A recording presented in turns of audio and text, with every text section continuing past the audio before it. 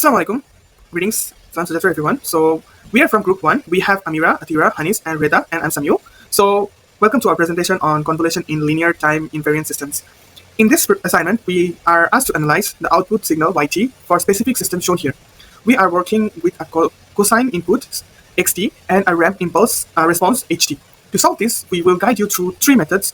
First, graphical interpretation to the visual of the signal interaction, a mathematical derivation, and finally, a MATLAB simulation to verify our results.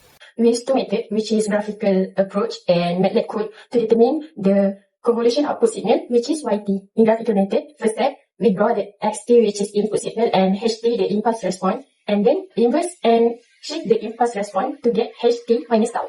After that, we shaded the overlapping region between xt and impulse response ht minus tau for integration step to get output signal, which is yt. In the second method, which is MATLAB code, firstly we coding to plot the input signal xt and impulse response ht by using their definition of mathematical expression. Actually, MATLAB code method is more simpler because we just use convolution function in MATLAB to get the convolution output signal, which is yt. Finally, the two output of two methods, graphical and MATLAB code, are compared to confirming the result. The first step is we need to change the xt to the x tau. Then next, we take the ht, we change to h tau, then we inverse the graph, then we shift to the left. So it will become ht minus tau. Okay, so the first step is we do the convolution, which is no overlap. So when the no overlap, we do the integration x tau times ht minus tau, which is equal to 0 because no overlap. So the second one is partially overlap. So the partially overlap, as we can see here, the limit is from 0 to t. So we do the integration 0 to t. The xt is 2.5 cos pi tau times dengan t minus tau, d tau. So the equation you will get 5 over 2 pi square times 1 minus cos pi t. Limit from 0 to y. So for step number 4 is when the triangle fully overlaps the cosine curve. The limits are t minus 1 and t. So we will integrate from t minus 1 to t using the formula xt times with ht minus tau d tau.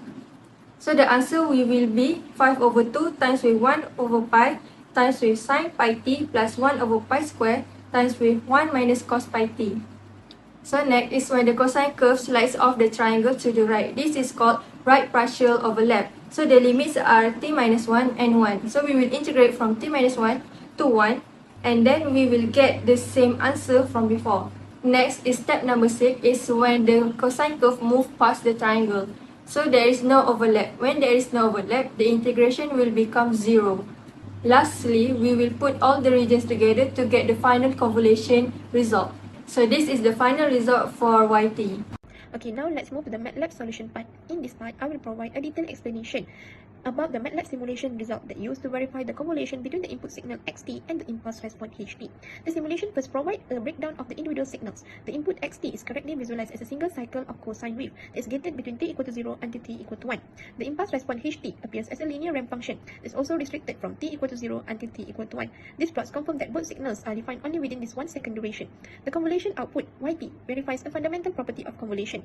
The total duration of the output equals to the sum of durations of the two signals.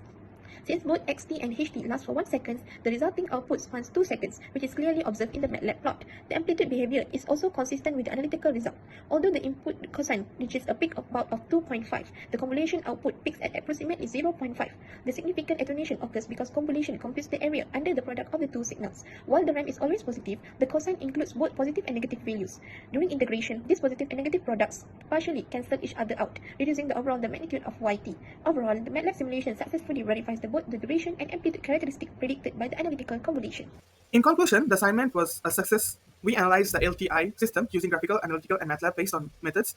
Our results confirm two key points shown on the slide. First, the output duration was exactly 2 seconds, which matches the sum of our input, impulse, widths. And second, we observed amplitude attenuation. This was caused by cosine polarity cancellation during the integration process. Finally, our MATLAB simulation validated these results, proving that our manual calculations were accurate. Thank you.